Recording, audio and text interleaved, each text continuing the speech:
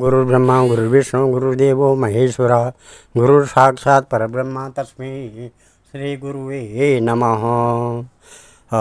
आदो देवकी देवगर्भजननं गोपीगृहवर्धनं मायापूतनजीवतापहरणं गोवर्धनोद्धारणं कंसच्छेदनकौरवादिहननं कुन्तीसुतापालनम् एतत् श्रीमद्भागवतं पुराणकथितं श्रीकृष्णलीलामृतं निगमकल्पतरोर्गलितं फलं शुकमुखाद्रव अमृतसंयुतं पिबत भागवतं रसमालया मुहुरहो रसिका भुवि भावुका। भगवान श्री कृष्णचंद्र नारायण जी के चरण कमलों में नतमस्तक होकर के गुरु श्री वेद व्यास जी, गुरु श्री माधवाश्रम जी, गुरु श्री आदि गुरु शंकराचार्य जी, गुरु श्री नारद जी, गुरु श्री सुखदेव जी, गुरु श्री शुद्ध जी के चरण कमलों में नतमस्तक होकर के मैं ये श्रीमद् भागवत महापुराण 10वें स्कंद का 41वां अध्याय पढ़ने जा रहा हूँ। आज का प्रसंग है श्री कृष्ण का मथुरा जी में प्रवेश। श्री कृष्ण जी का मथुरा जी में प्रवेश। आम श्री शुकवाच स्तुवतस्तस्य भगवान् दर्शित्वा जले वपु भूय समाहरत् कृष्णो नटो नाट्याम् इवात्मनः शोभितचान्तर्हितं वीक्ष्य जलद उन्मज्य सत्वरा कृत्वा चावश्यकं सर्वं विस्मृतो रथमागमत्।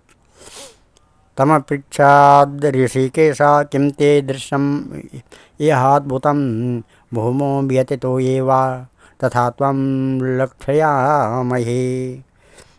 श्री सुखदेव जी कहते हैं, परीक्षित, अक्रूर जी इस प्रकार स्तुति कर रहे थे। उन्हें भगवान श्री कृष्ण ने जल में अपने दिव्य रूप के दर्शन कराए और फिर उसे छिपा लिया। ठीक वैसे ही जैसे कोई नट अभिनय में कोई रूप दिखाकर फिर उसे पर्दे की ओट में छिपा दे। जब अक्रूर जी ने देखा कि भगवान का वह दिव्य रूप अंतर्ध्यान हो गया, तब वे जल से बाहर निकल आए और फिर जल्दी जल्दी सारे आवश्यक कर्म समाप्त करके रथ पर चले आए। उस समय वे बहुत ही विस्मित हो रहे थे। भगवान श्री कृष्ण ने उनसे पूछा, चाचा जी, आपने पृथ्वी, आकाश या जल में कोई अद्भुत वस्तु देखी है क्या? क्योंकि आपकी आकृति देखने से ऐसे ही जान पड़ती है। अक्रूरवाच अद्भुतानि यावन्ति भूमौ व्यति वा जले त्वयि विश्वात्मके तानि किं मे दृश्यं विपश्यत। यत्र भूतानि सर्वाणि भूमौ व्यति वा जले तं त्वानुपश्यतो ब्रह्मन् किं मे दृश्यं याद्भुतम्।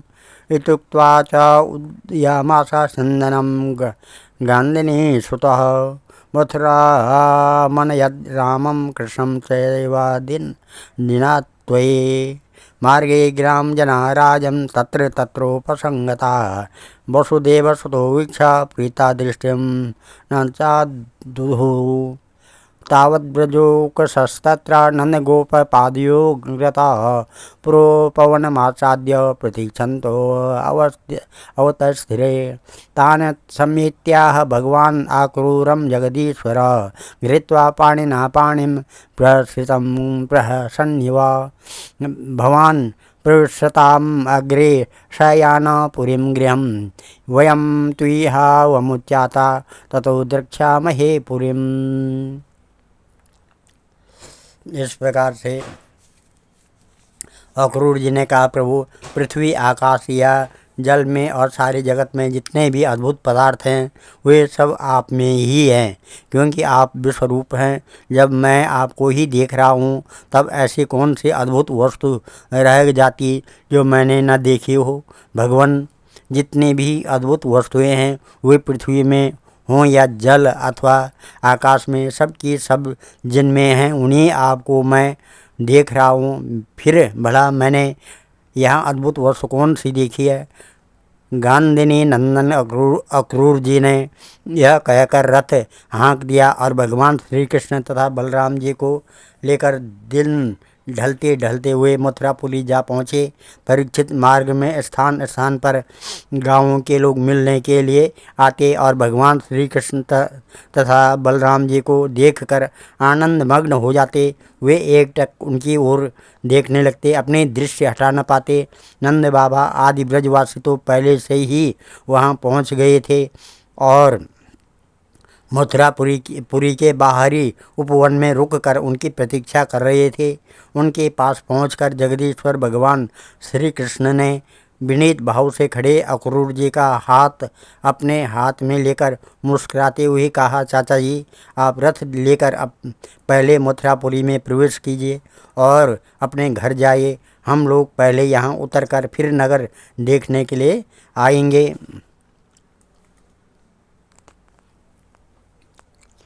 अक्रूरोवाच नाहं भवद्भ्यां रहिता प्रवेक्षे मथुरां प्रभो त्यक्तुं नार्हसि मां नाथ भक्तं ते भक्तवत्सल आगच्छयाम गेहान्न सनाथान् करोदोक्षजा साग्रजा सगोपाले सुहृद्भिश्च सुहृत्तम पुनीय पादरसा गृहान्नो गृहमेदिनां यच्छोचेनानुतृप्यन्ति पितरसाग्नय असुरः आवनिजाङ्घ्रियुगलमासीत् स लोक्य बलिर्महान् ऐश्वर्यम् अतुलं लेभे गतिं च कान्तिना तु या आपस्तेङ्ग्र्या वने जन्यस्त्री लोकाशोचयो पुनं शीर्षा धातया सर्वा स्वर्याता सागरात्मजाः। देवदेव जगन्नाथ पुण्य श्रवण कीर्तन यद उत्तम श्लोक नारायण नमस्तुते। अक्रूर जी ने कहा, प्रभु, आप दोनों के बिना मैं मथुरा में नहीं जा सकता। स्वामी, मैं आपका भक्त हूँ। भक्त वत्सल प्रभु, आप मुझे मत छोड़िए। भगवान आइए चलें। मेरे परम हितैषी और सच्चे सुहृद भगवान आप बलराम जी, ग्वाल बालों तथा नंद राय जी आदि आत्मीयों के साथ चलकर हमारा घर सनाथ कीजिए। हम गृहस्थ हैं। आप अपने चरणों की धूलि से हमारा घर पवित्र कीजिए। आपके चरणों की धोवन गंगा जल या चरणामृत से अग्नि देवता पितर सब के सब तृप्त हो जाते हैं। प्रभु, आपके युगल चरणों को पखार कर महात्मा बलि ने वह यश प्राप्त किया जिसका गान संत पुरुष करते हैं। केवल यश ही नहीं, उन्हें अतुलनीय ऐश्वर्य तथा वह गति प्राप्त हुई जो अनन्य प्रेमी भक्तों को प्राप्त होती है। आपके चरणोदक गंगा जी ने तीनों लोक पवित्र कर दिए। सचमुच वे मूर्तिमान पवित्रता है। उन्हीं के स्पर्श से सगर के पुत्रों को सदगति प्राप्त हुई और उसी जल को स्वयं भगवान शंकर ने अपने सिर पर धारण किया। यदुवंश शिरोमणि, आप देवताओं के भी आराध्य देव हैं, जगत के स्वामी हैं। आपके गुण और लीलाओं का श्रवण तथा कीर्तन बड़ा ही मंगलकारी है। उत्तम पुरुष आपके गुणों का कीर्तन करते रहते हैं। नारायण, मैं आपको नमस्कार करता हूँ।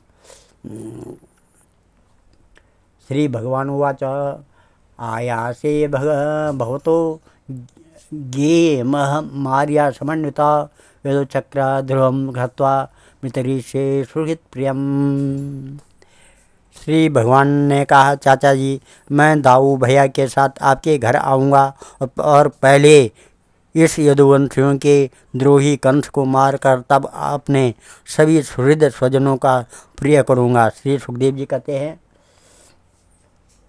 एवं मुक्तो भगवता क्रूरो विमना युवः पुरीं प्रविष्टा कंसाया कर्मा विद्या गृहं ययो अथा परान्ये भगवान कृष्ण संकर्षणानुता मथुरां प्रविशत् गोपेर दिदिक्षु परिवारितः।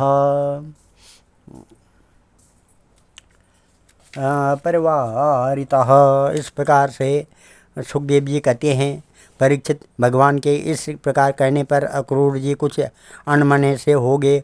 उन्होंने पुरी में प्रवेश करके कंस से श्री कृष्ण और बलराम के आने का समाचार निवेदन किया और फिर अपने घर गए।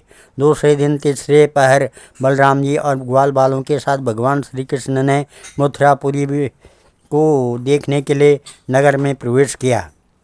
भगवान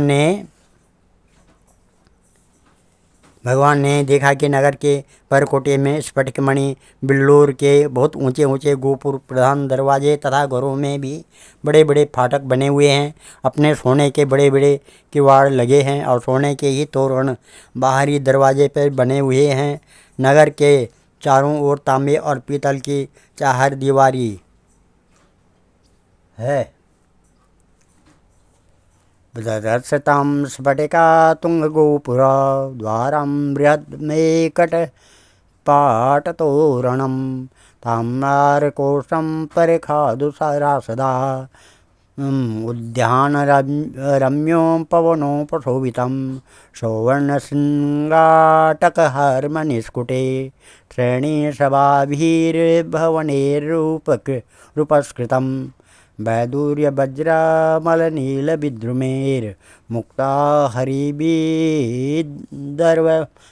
वेदिषु जुष्टेषु ज्वालामुखरन्ध्रकुट्टिमे स्वाभीष्टपारावतवर्णादितं संसिक्तरत्यापणमार्गचत्वरां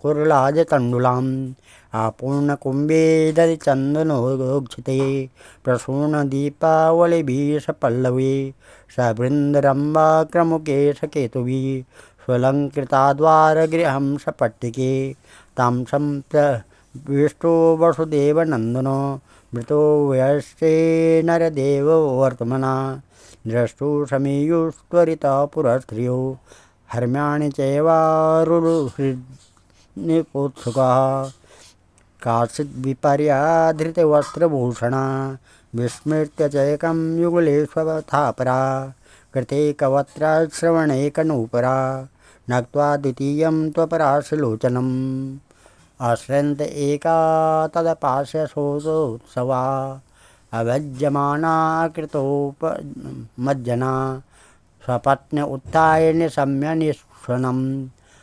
प्रपाययन्त्योर्भमपूयमातरः मनांसितासामरविन्दलोचना प्रगल्भलीला हसितावलोकने जहारमद्विरदेन्द्रविक्रमो दृशा ददक्षीरमणात्मनोत्सवम् दृष्ट्वा मुहुसुतमनुद्रुतचेतसस्तं तत्प्रेक्षणोत्स्मितसुदो क्षणलब्धमानम् आनन्दमूर्तिमुपगुह्य निशाप्नलब्धं हर्ष्यत्वचोज्जहुरनन्तमदीनमाधिम्। भगवान ने देखा कि नगर के परकोटे में स्फटिक मणि बिल्लोर के बहुत ऊंचे ऊंचे गोपुर प्रधान दरवाजे तथा घरों में भी बड़े बड़े फाटक बने हुए हैं। उनमें सोने के बड़े बड़े किवाड़ लगे हैं और सोने के ही तोरण बाहरी दरवाजे बने हुए हैं। नगर के चारों ओर तांबे और पीतल की चार दीवारी बनी हुई है। खाई के कारण और कहीं से उस नगर में प्रवेश करना बहुत कठिन है। स्थान स्थान पर सुंदर सुंदर उद्यान और रमणीय उपवन केवल स्त्रियों के उपयोग में आने वाले बगीचे शोभायमान हैं। सुवर्ण से सजे हुए चौराहे, धनियों के महल, उन्हीं के साथ के बगीचे, कारीगरों के बैठने के स्थान व प्रजा वर्ग के सभा भवन, टाउन हॉल अथवा साधारण लोगों के निवास गृह नगर की शोभा बढ़ा रहे हैं। वैदूर्य हीरे, स्फटिक, बिल्लोर, नीलम, मूंगे, मोती और पन्ने आदि से जड़े हुए छज्जे, चबूतरे, झरोके एवं फर्श आदि जगमगा रहे हैं। उन पर बैठे हुए कबूतर, मोर आदि पक्षी भांति भांति की बोली बोल रहे हैं। सड़क, बाजार, गलिए एवं चौराहों पर खूब छिड़काव किया गया है। स्थान स्थान पर फूलों के गजरे, जवारे, जौ के अंकुर, खील और चावल बिखरे हुए हैं। घरों के दरवाजों पर दही और चंदन आदि से चर्चित जल से भरे हुए कलश रखे हैं और वे फूल, दीपक, नए नए कोपड़े फल सहित केले और सुपारी के वृक्ष, छोटी छोटी झंडियाँ और रेशमी वस्त्रों से भली भांति सजाए हुए हैं। परीक्षित, वसुदेव नंदन भगवान श्री कृष्ण और बलराम जी ने ग्वाल बालों के साथ राजपथ से मथुरा नगरी में प्रवेश किया। उस समय नगरी की नारियां बड़ी उत्सुकता से उन्हें देखने के लिए झटपट अट्टारियों पर चढ़ गई। किसी किसी ने जल्दी के कारण अपने वस्त्र और गहने उल्टे पहन लिए, किसी ने भूल से कुंडल, कंगन आदि जोड़े से पहने जाने वाले आभूषणों से एक ही पहना और चल पड़ी। कोई एक ही कान में पत्र नामक आभूषण धारण कर पाई थी, तो किसी ने एक ही पाँव में पायजेब पहन रखा था। कोई एक ही आँख में आंजन पाई थी और दूसरी बिना आंजन के ही चल पड़ी। कई रमणियाँ तो भोजन कर रही थी, वे हाथ का कौर फेंक कर चल पड़ी। सबका मन उत्साह और आनंद से भर गया था। कोई कोई उपटन लगवा रही थी, वे बिना स्नान किए ही दौड़ पड़ी। जो सो रही थी वे कोलाहल सुनकर उठ खड़ी हुई और उसी अवस्था में दौड़ चली। जो माताएं बच्चों को दूध पिला रही थी वे उन्हें गोद से हटाकर भगवान श्री कृष्ण को देखने के लिए चल पड़ी। कमल नयन भगवान श्री कृष्ण मत वाले गजराज के समान बड़ी मस्ती से चल रहे थे।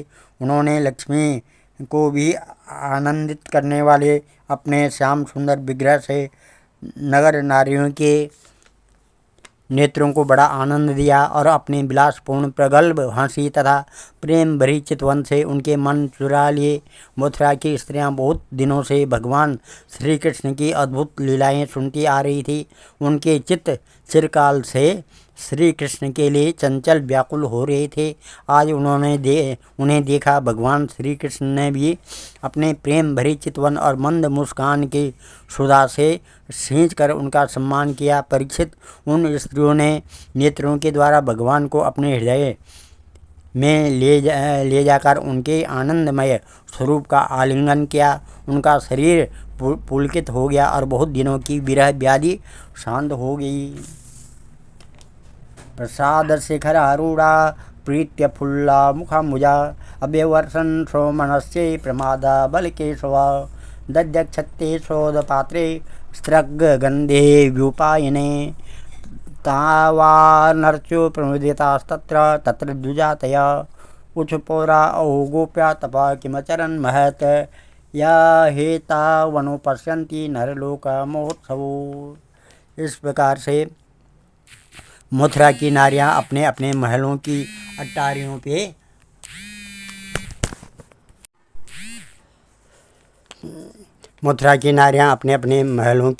अट्टारियों पर चढ़कर बलराम और श्री कृष्ण पर पुष्पों की वर्षा करने लगी। उस समय उन स्त्रियों के मुख कमल प्रेम के आवेग से खिल रहे थे।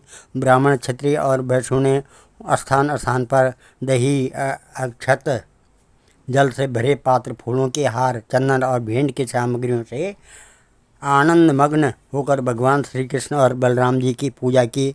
भगवान को देखकर सभी पूर्ववासी आपस में कहने लगे, धन्य है, धन्य है। गोपियों ने ऐसी कौन सी महान तपस्या की है जिसके कारण वे मनुष्य मात्र को परमानंद देने वाले इन दोनों मनोहर किशोरों को देखती रहती हैं। रंजकं कचिदायन्तं रथकारं गदाग्रजा दृष्ट्या याचत वांसासी धौतान्या उत्त्यतमानि च देयवय्यो समुचितात्यङ्गं वासांसचारतौ भविष्यति परं श्रेयो दातुस्ते नात्र संशया। स याचितो भगवता परिपूर्णेन सर्वथा साक्षेपं रुषता प्राह मृत्युराज्य सुदुर्मदः।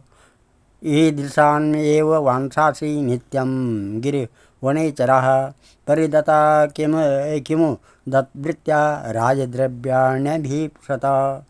यातासु बलिसामैवं प्रार्थ्यं यदि जिजीविषा बध्नन्ति गृह्णन्ति लुप्यन्ति दीप्तं राजकुलानि वे। एवं विकथ्यमानस्य कुपितो देवकीसुता रजकस्य कराग्रेण शिराकायादपातयत्। तस्यानुजीवनः सर्वे वासकोशान् विसृज्य वे दद्रुवुः सर्वतो मार्ग वांछासि जगृहेच्युत वावसित्वात्म्ये प्रिये वस्त्रे कृष्ण संकर्षणस्तथा शेषाण्या तथा गोपेभ्यो विसृज्य भुवि कानिचित्। इस प्रकार से इसी समय भगवान श्री कृष्ण ने देखा कि एक धोबी जो कपड़े रंगने का भी काम करता था उनकी ओर आ रहा है। भगवान श्री कृष्ण ने उनसे धुले हुए उत्तम उत्तम कपड़े मांगे। भगवान ने कहा, भाई तुम हमें ऐसे वस्त्र दो जो हमारे शरीर में पूरे पूरे आ जाएं। वास्तव में हम लोग उन वस्त्रों के अधिकारी हैं, इसमें संदेह नहीं कि ये तुम हम लोगों को वस्त्र दोगे तो तुम्हारा परम कल्याण होगा। परीक्षित, भगवान सर्वत्र परिपूर्ण हैं, सब कुछ उन्हीं का है, फिर भी उन्होंने इस प्रकार मांगने की लीला की। परंतु वह मूर्ख राजा कंस का सेवक होने के कारण मतवाला हो रहा था। भगवान की वस्तु भगवान को देना तो दूर रहा, उसने क्रोध में भरकर आक्षेप करते हुए कहा, तुम लोग रहते तो हो सदा पहाड़ और जंगलों में, क्या वहाँ ऐसे ही वस्त्र पहनते हो? तुम लोग बहुत उद्दंड हो गए हो, तभी तो ऐसी बढ़कर बातें करते हो। अब तुम्हें राजा का धन लूटने की इच्छा हुई है। अरे मूर्खो, जाओ, भाग जाओ। यदि कुछ दिन जीने की इच्छा हो तो फिर इस तरह मत मांगना। राज कर्मचारी तुम्हारी जैसे उत्सृंखलों को कैद कर लेते हैं, मार डालते हैं और जो कुछ उनके पास होता है छीन लेते हैं। जब वह धोबी इस प्रकार बहुत कुछ बहकर बातें करने लगा तब भगवान श्री कृष्ण ने तनिक कुपित होकर उसे एक तमाचा जमाया और उसका सिर धड़ से नीचे आ जा गिरा। यह देखकर उस धोबी के अधीन काम करने वाले सबके सब कपड़ों के गट्ठर वहीं छोड़कर इधर उधर भाग गए। भगवान ने उन वस्त्रों को ले लिया। भगवान श्री कृष्ण और बलराम जी ने मनमाने वस्त्र पहन लिए तथा बचे हुए वस्त्रों में से बहुत से अपने साथी ग्वाल बालों को भी दिए। बहुत से कपड़े तो वहीं जमीन पर ही छोड़कर चल दिए। तदसु वायका प्रीतस्तयोर्वेशात् प्रकल्पयत् विचित्रर्वणे शैलेर्येरा कल्पेरनुरूपता नानालक्षणवेशाभ्यां कृष्णरामा विजयरतुः। सुलङ्कृतो बलगजो पर्वणीयो क्षितितरो तस्य प्रसन्नो भगवान् प्रदात सारूप्यात्मनः श्रियं च परमालोके बलेश्वर्या स्मृति स्मृयम्। भगवान श्री कृष्ण और बलराम जब कुछ आगे बढ़े तब उन्हें एक दर्जी मिला। भगवान का अनुपम सौंदर्य देखकर उसे बड़ी प्रसन्नता हुई। उसने उन रंग बिरंगे सुंदर वस्त्रों को उनके शरीर पर ऐसे ढंग से सजा दिया कि वे सब ठीक ठीक उनके शरीर पर आने लगे। अनेक प्रकार के वस्त्रों से विभूषित होकर दोनों भाई और भी अधिक शोभायमान हुए, ऐसे जान पड़ते मानो उत्सव के समय श्वेत और श्याम गज शावक भली भांति सजा दिए गए हों। भगवान श्री कृष्ण उस दर्जी पर बहुत प्रसन्न हुए। उन्होंने उसे इस लोक में भरपूर धन संपत्ति, बल, ऐश्वर्य, अपनी स्मृति और दूर तक देखने सुनने आदि की इंद्रिय संबंधी शक्तियाँ दी और मृत्यु के बाद के लिए अपना सारूप्य मोक्ष भी दे दिया। तथा सुधाम्नो भवनं मालाकारस्य जगमतो तो दृष्ट्वा स समुत्थाय ननाम शिरसा भुवि तयोरासनमानीय पाद्यं चार्घ्यं हरणादिभिः पूजं सानुगयोश्चक्रे सकताम्बूलानुलेपने प्राहत्न सार्थकं जन्म पावितं च कुलं प्रभो पितृदेवर्षयो मह्यं दृष्टायागमनेन्वाम् भवन्तो किल विश्वस्य जगत कारणं परम् अवतीर्णाभियानसेन क्षेमाय च भवाय च न हि वां विषमा दृष्टि सुहृदो जगदात्मनो समयो सर्वभूतेषु भजन्तं भजतोरपि तवाज्ञापयतं नृत्यं किमहं करवाणि वां पुंसोऽत्यनुग्रहो एष भवद्भिर्या न नियुज्यते इत्याभिप्रेत्य राजेन्द्र सुदामा प्रीतमानसा शस्ते सुगन्धे कुसुमैर्माला विरचिता ददौ ताभिस्वलङ्कृतो प्रीतो कृष्णरामो सहानुगो प्रणताय प्रपन्नाय ददर्तु वरदो वरान् सोऽपि बभ्रे चलां भक्तिं तस्मिन्नेवाखिलात्मनि तद्भक्तेषु च सौहार्दं भूतेषु च दयां पराम् इदं तस्मै वरं दत्त्वा श्रियं चान्वाय वर्धिनीं बलमायुर्यशः कान्तिं निर्जगाम सहाग्रज। इसके बाद भगवान श्री कृष्ण सुदामा माली के घर गए। दोनों भाइयों को देखते ही सुदामा उठ खड़ा हुआ और पृथ्वी पर सिर रखकर उन्हें प्रणाम किया। फिर उनको आसन पर बिठाकर उनके पांव पखारे, हाथ धुलाए और तदंतर ग्वाल बालों के सहित सबकी फूलों के हार पहना, पान चंदन आदि सामग्रियों से विधिपूर्वक पूजा की। इसके पश्चात उसने प्रार्थना की, प्रभु आप दोनों के शुभागमन हमारा जन्म सफल हो गया, हमारा कुल पवित्र हो गया। आज हम पितर ऋषि और देवताओं के ऋण से मुक्त हो गए। वे हम पर परम संतुष्ट हैं। आप दोनों संपूर्ण जगत के परम कारण हैं। आप संसार के अभ्युदय, उन्नति और निःश्रेयस मोक्ष के लिए ही इस पृथ्वी पर अपने ज्ञान बल आदि अंशों के साथ अवतीर्ण हुए हैं। यद्यपि आप प्रेम करने वालों से ही प्रेम करते हैं, भजन करने वालों को ही भजते हैं, फिर भी आपकी दृष्टि में विषमता नहीं है, क्योंकि आप सारे जगत के परम सुहृद और आत्मा हैं। आप समस्त प्राणियों और पदार्थों में समरूप से स्थित हैं। मैं आपका दास हूँ। आप दोनों मुझे आज्ञा दीजिए कि मैं आप लोगों की क्या सेवा करूँ। भगवान जीव पर आपका यह बहुत बड़ा अनुग्रह है, पूर्ण कृपा प्रसाद है कि आप उसे आज्ञा देकर किसी कार्य में नियुक्त करते हैं। राजेंद्र सुदामा माली ने इस प्रकार प्रार्थना करने के बाद भगवान का अभिप्राय जानकर बड़े प्रेम और आनंद से भरकर अत्यंत सुंदर सुंदर तथा सुगंधित पुष्पों से गूंथे हुए हार उन्हें पहनाए। जब ग्वाल बाल और बलराम जी के साथ भगवान श्री कृष्ण उन सुंदर सुंदर मालाओं से अलंकृत हो चुके, तब उन वरदायक प्रभु ने प्रसन्न होकर विनीत और शरणागत सुदामा को श्रेष्ठ वरदान दिया। सुदामा माली ने उनसे यह वर मांगा कि प्रभु आप ही समस्त प्राणियों की आत्मा हैं, सर्वस्वरूप आपके चरणों में मेरी अविचल भक्ति हो, आपके भक्तों से मेरा सौहार्द मैत्री का संबंध हो और समस्त प्राणियों के प्रति अहेतुक दया का भाव बना रहे। भगवान श्री कृष्ण ने सुदामा को उसके मांगे हुए वर तो दिए ही, ऐसी लक्ष्मी भी दी जो वंश परंपरा के साथ साथ बढ़ती जाए और साथ ही बल, आयु, कीर्ति तथा कांति का भी वरदान दिया। इसके बाद भगवान श्री कृष्ण बलराम जी के साथ वहाँ से विदा हुए। आज हम इस कथा को यहीं पर विराम देते हैं। कल 42वां ये दशम स्कंद का 42वां अध्याय होगा, जिसमें कुब्जा पर भगवान की कृपा और धनुष भंग और कंस की घबराहट, ये कथा होगी। ओम नमः देयं सदा परिभवग्न महुष्टदोहम तीर्थात्पदं शिवविरञ्चनुतं शरण्यं भृत्यातिहं प्रणतपालभवाब्धिपोतं वन्दे महापुरुषते चरणारविन्दम्। ॐ नमः। सर्वे भवन्तु सुखिनः, सर्वे सन्तु निरामया, सर्वे भद्राणि पश्यन्तु, मा कश्चित् दुःखभाग् भवेत्। धन्यवाद।